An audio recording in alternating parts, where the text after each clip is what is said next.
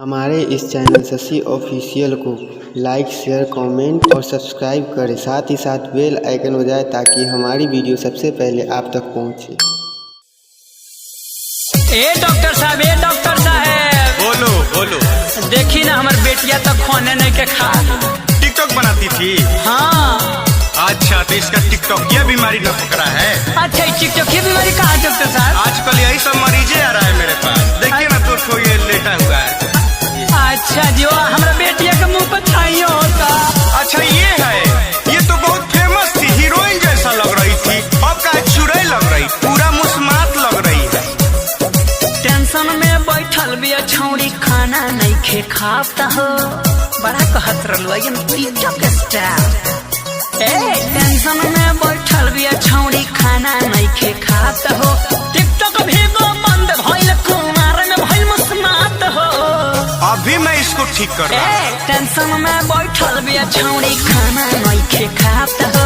Tension में बैठल बिया छौड़ी, खाना नहीं खे खाता हो।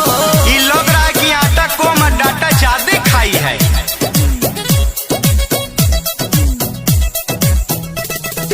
रोतिया पीटी पीट छाती, अच्छा लागत रही रही दाती।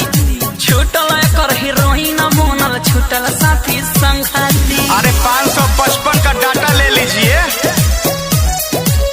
बंद भइला एकर कमाई, दूसर धंधा कर लेगी। अब कैसे पैसा उड़ाई?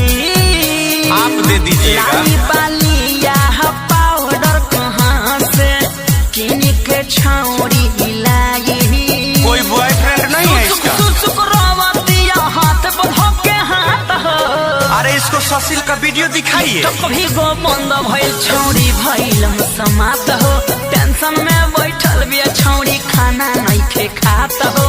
टिकटॉक भी गो बंद भइल छौड़ी, भइल मुस्मात हो। अरे मुस्मात बोल रहे हैं, कुआर में कैसे मुस्मात होगी? अरे आपको मालूम नहीं ना है? अरे भीगो टिकटॉक ये ढेर यार भतारे कर लो सो।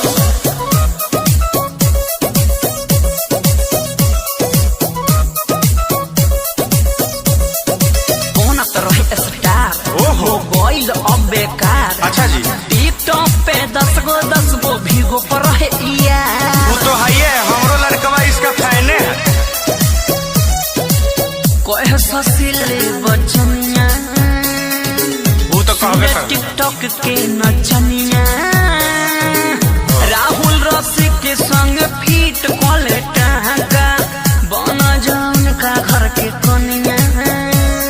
सबके हंसावे लगावा तनी, सीरियसली हो ना बात हो। अरे ये तो मजाक है। टिकटॉक भी गो बंद भइल, पतर की भइल मुस्मात हो। टेंशन में बैठल बिया छौड़ी, खाना नहीं खे खाता हो। टिकटॉक भी गो बंद भइल, मोटकी भइल मुस्मात हो। अरे मोदी जी बंद किए हैं तो कुछ न कुछ खोलबे करेंगे।